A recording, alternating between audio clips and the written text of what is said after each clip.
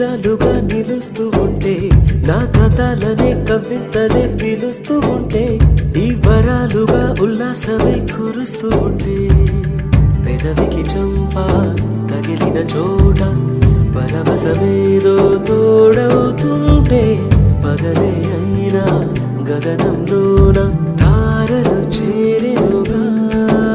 నిజంగా నేనేనా ఇలా నీ జతలో ఉన్నా, ఇదంతా